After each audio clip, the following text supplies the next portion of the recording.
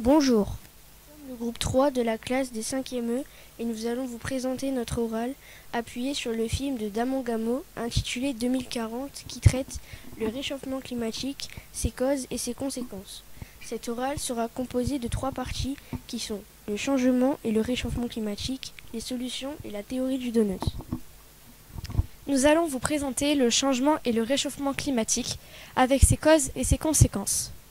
À partir de la révolution industrielle, le dioxyde de carbone produit par la combustion des énergies fossiles a fortement augmenté, ce qui a engendré le réchauffement climatique et ses conséquences dans le monde qui sont la hausse des températures, la fonte des glaces, l'élévation du niveau de la mer, l'acidification des océans, le déclin de la biodiversité marine et la multiplication des événements météorologiques extrêmes. Si on ne fait rien d'ici 2040, les conséquences pourraient devenir plus que extrêmes, mais invivables pour les humains. Des centaines d'îles pourraient être immergées. Dès 2050, la France pourrait même être sous l'eau, et la population mondiale atteindra 9,8 milliards d'habitants. Il faut donc réduire notre empreinte carbone, car il reste très peu de temps à l'humanité pour prendre les mesures suffisantes pour limiter les effets du réchauffement climatique. Il faut agir maintenant. Damon Gameau met en avant des solutions durant tout le long du film. Voici les solutions explorées. La première solution est un ensemble de réseaux d'électricité solaire décentralisés.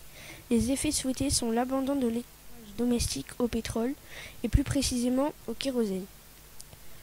La réduction de la pollution et l'amélioration de la qualité de l'air. C'est un réseau plus résistant pendant les intempéries et les catastrophes naturelles. Donner l'énergie à des gens faibles ou la vendre. Mais il ne peut pas y avoir que des effets positifs. Il y a aussi des limites et des inconvénients qui sont les réseaux solaires sont illégaux dans certains pays.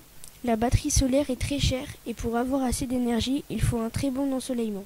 C'est pour ça que le plus souvent, on en installe dans les pays chauds.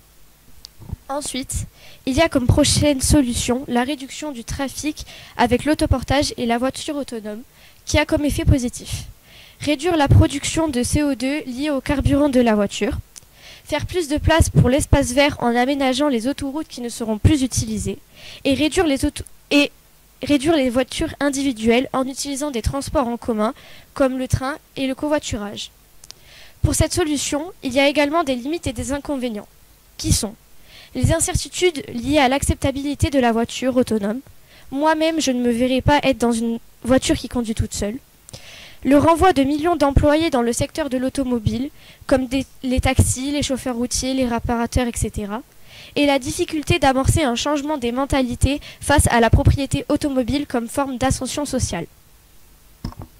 Enfin, l'éducation des filles pour un meilleur contrôle des naissances est la dernière solution que nous vous proposons. Cette solution permettrait de la stabilisation puis diminution de la population mondiale. L'augmentation des femmes qui ont un travail produisant l'évolution vers l'égalité des droits. Mais il reste les effets négatifs, comme la difficulté à faire évoluer les mentalités par rapport à la place de la femme. Cette solution reste hostile au planning familial. On pourrait ainsi appliquer les solutions proposées dans le film. Cela permettrait de retrouver un environnement stable et de qualité, tout en améliorant les conditions de toute une partie de la population mondiale. Nous allons passer à la théorie du donut. Cette théorie définit l'espace juste à atteindre. Elle démontre également les zones bleues de l'économie actuelle, que ce soit à l'intérieur du donut et donc au fond du trou, qui rassemble les personnes dont les besoins essentiels ne sont pas encore satisfaits, et à l'extérieur, et donc au-delà du plafond environnemental où l'équilibre planétaire est en grand danger. Le plancher social correspond aux 12 besoins de base dont chaque personne doit pouvoir bénéficier qui sont l'eau, la nourriture, la santé, l'égalité entre les sexes, l'équité sociale, l'énergie, l'emploi, l'éducation. Si on veut avoir une chance de grandir dans un environnement stable, appliquons les solutions proposées dans le film.